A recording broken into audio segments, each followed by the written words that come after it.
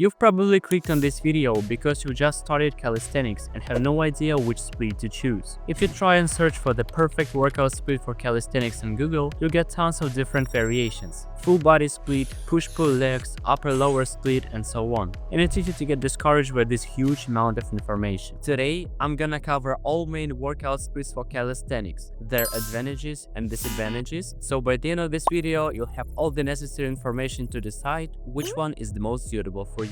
The most popular workout splits for calisthenics include full body, which is about working every major muscle group in each workout that you do, push-pull leg split, which is perfect for people who like to work on separate muscle groups every workout, upper-lower split, which is simply spreading your workouts to a dedicated upper day and a leg day, and also a split which is only characteristic of calisthenics, bent arm and straight arm split, which helps you focus on improving specific strength and body movement necessary for mastering advanced skills like clenches and front leap. I want to give you a disclaimer right away. None of these are superior to the others in terms of overall benefit. Each one of them is just catered to different goals. Before we start, let me know in the comments which workout split you are currently following. Alright, let's start with full body workouts.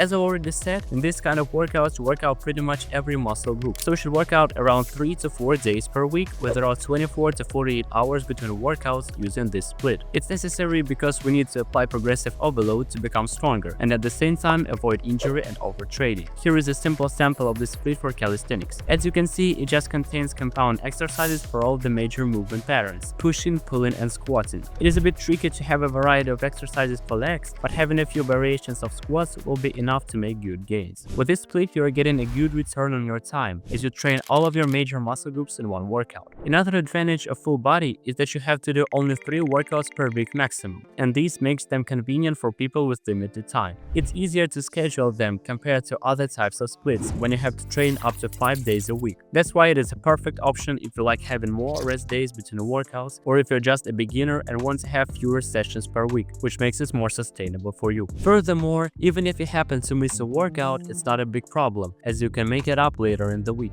For example, let's say you train on Tuesday, Thursday, and Saturday. If for some reason you missed your Thursday workout, you can just reschedule it to Friday and have the third training on Sunday. And that's absolutely fine compared to push-pull leg split, because you would have to do back-to-back workouts, which can lead to overtraining and burnout, or even worse, a serious injury. In addition, with full body workout, you get an increased frequency of training for all muscle groups. Despite the fact that we work out only 3 days per week, we do both upper and lower body exercises, meaning that on each of 3 days, all of our muscles are involved in the training. This leads to a faster increase in strength and size of all of the muscle groups due to this well-balanced routine. Last but not least, full body split is great for beginners who just started calisthenics. At the beginning of the calisthenics journey, it's important to understand the main movement patterns and build mind-muscle connection necessary for harder progressions. The full body split is easy to follow and doesn't require any advanced knowledge to build. And as you don't train back-to-back days, you'll have enough time to recover between your workouts, which will help you be more consistent. However, they can also be hard for some beginners due to their long duration.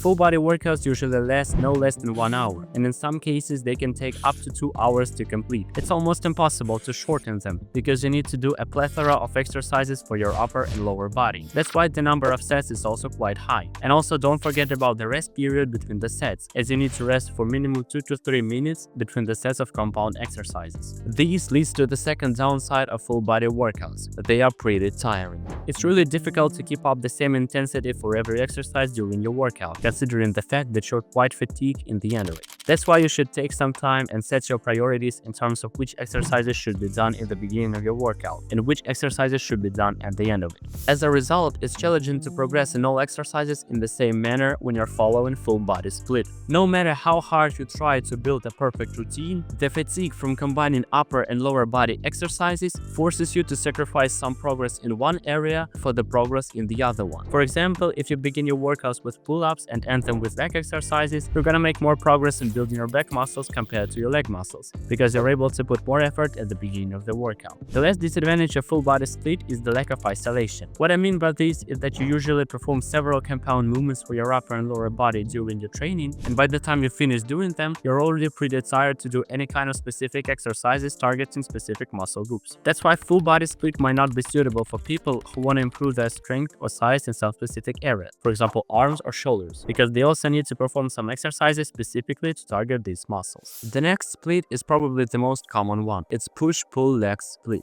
You basically divide your training into pull day, focusing on back and arm muscles, push day, focusing on chest and shoulders, and leg day, focusing on all leg muscles. This split mostly includes compound exercises and some isolation in the end of the workout. In terms of frequency, it is quite flexible. If you're a beginner, you can train 3 times a week, push-pull legs all once a week, or 6 days a week, push-pull legs twice a week. However, the latter can be too difficult to sustain for most people, so I believe the sweet spot would be to train 5 times a week. You train push and pull twice a week and legs only once. Here's the sample routine for this split. As you can see, we have different variations of pull-ups, push-ups, and squats at the foundation of corresponding days. And towards the end of the workout, you can perform exercises focusing on any small muscle group that you feel is weak. It's easier to do it if you have some dumbbells at your disposal. So for example, you can finish your workout with bicep curls on pull day or skull crushers on push day. Beginners should start with their bodyweight or even assisted exercises to lay the foundation before progressing to weighted variations. The first advantage of this split is that it suits both beginners and advanced athletes. Training separate muscle groups on each day means that you will develop well-rounded muscle strength and size. Also, your workouts don't have to be very long with this split, as you need to focus only on one major muscle group per workout, so they won't be as exhausting as full body workouts. However, you'll have to train more days per week, and it can be challenging to catch up if you happen to miss one workout because you don't have as many rest days as you do with other splits. Another advantage of this split is that it is easily customizable, which means you can choose weekly volume to suit your goals. 3, 4, 5 days, it doesn't matter if you don't strive to become a professional athlete.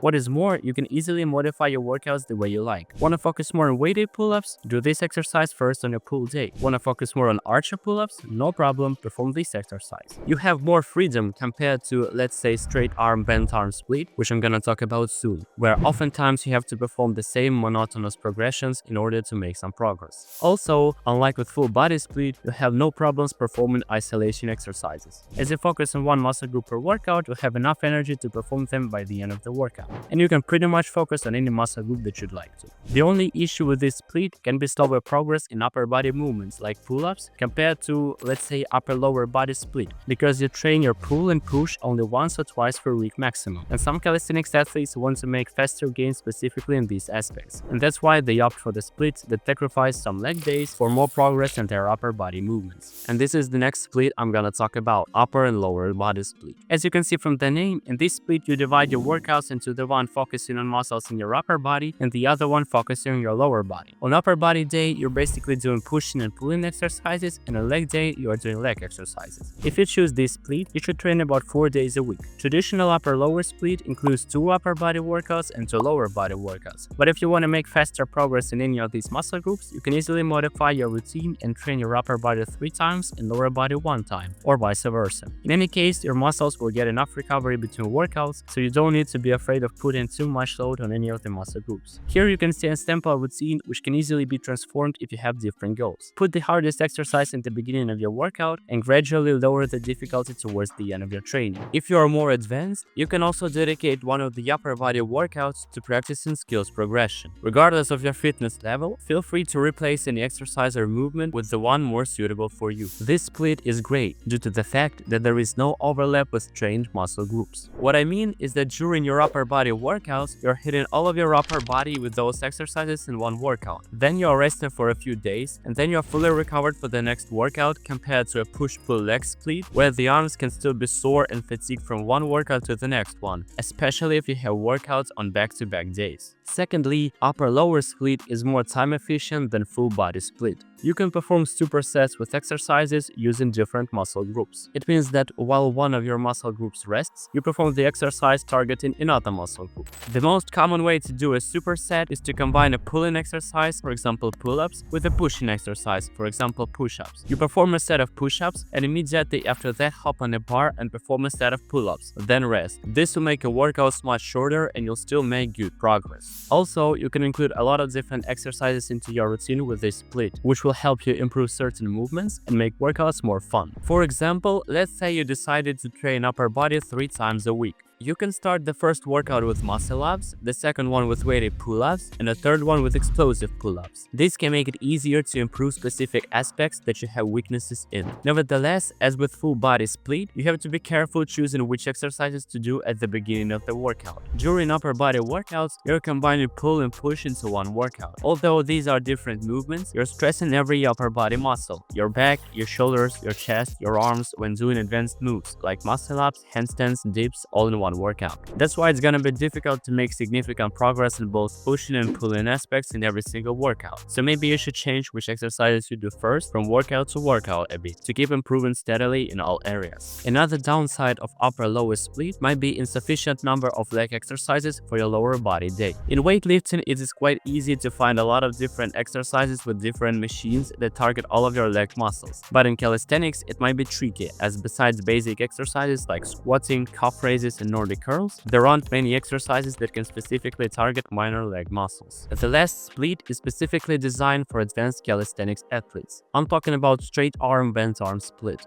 Basically, on the straight arm day, you are doing exercises where the elbows are extended. For example, all sorts of static holds like planches and front levers. And on the bent arm day, you're doing exercises where the elbows are bent. These include push-ups, pull-ups, and rows. With this kind of split, you should train for 4 days a week, 2 times straight arm and 2 times bent arm. You might ask, where is the leg day? The thing is, this split doesn't include leg day at all. Here is a sample workout plan with this split. On the straight arm day, it is advised to perform static isometric holds for positional strength, like planche and front or back lever, and also some dynamic exercises to help you get stronger through a full range of motion. As for the bent arm day, it basically consists of pressing and pulling exercises that help you make faster progress in your skills. These are usually variations of weighted pull-ups, planche push-ups, and so on. Feel free to increase or decrease the number of reps based on your goals. This split is perfect for people who are advanced in calisthenics and want to master calisthenics skills. Specifically, training certain holds allows you to unlock specific strengths necessary for these skills. A lot of people try to include every single aspect of their workouts: weighted exercises, static and dynamic skills, and so on, but it's too much to handle for your body. That's why you should focus only on one area in your workouts, and straight arm bent arm split is great if you decide to focus on skills. One of the benefits of this split is also the fact that no matter what you train, you improve both the bent arm and straight arm strength. For example, when you perform front levers or planches, you also simultaneously improve your strength needed for weighted pull-ups and vice versa. Unlike full body split, you don't need to worry about leaving behind gains in some muscle groups, as movements in this split basically require almost all muscles of your upper body to be involved. I also wanted to say that the fact that you can skip the leg day can either be an advantage or a drawback, depending on your goals. If you're really serious about learning and mastering calisthenic skills, this is a great advantage, as you don't put on extra muscle, meaning that you'll have less weight on your legs, which makes skills a bit easier. Nevertheless, if you don't want to miss out on your leg muscle growth, skipping the leg day might be an issue for you. So it's up to you to decide whether it's worth including it in your workout routine at the fixed workout of the week or not. Another disadvantage of this split is an increased injury risk due to the complexity of exercises. Constantly doing planches, front levers, and handstands puts a strain on your muscles, tendons, and joints, so you have to spend a lot of time warming up and not rushing the process, because getting seriously injured might ruin all your progress. In addition, considering the fact that it takes a lot of time to make significant progress in skills, your workouts will be quite monotonous with this split, which can be a problem for some people. You can easily get discouraged when you don't see any progress, so I think this split is suitable only for people with a lot of experience who are already advanced and ready to play the long game of mastering skills. In conclusion, I wanted to say that choosing the best workout split is quite a challenging task, so you have to take some time and really think about your long-term goals, and also think about what you want to achieve with your training. I'd say if you're a beginner, opt for either simple push-pull legs or full body workout, as they're easier to customize and follow compared to upper-lower body split or straight arm bent arm split. These two should be used by advanced athletes who've already built their foundation strength and now want to master advanced weighted exercises or skills. But no matter what split you choose, as long as you are consistent, you'll see results. Comment below if you're already following any of these splits and your opinion on which one is the best and why. And if you've only started your fitness journey and wonder whether you should choose calisthenics or weightlifting, you can watch my previous video where I explained all the pros and cons of each in detail. Thank you for watching, and I'll see you in the next video. If you always wanted to get fit but don't know where to start, or you lack consistency in your training, We can help you kickstart your journey and make sure that you don't fall off training. You can book a free 30-minute consultation or buy a one-on-one coaching package where you will get your individual training and diet programs, tips on how to improve your technique and develop necessary mindset, and much more. If you're interested, check the links in the description.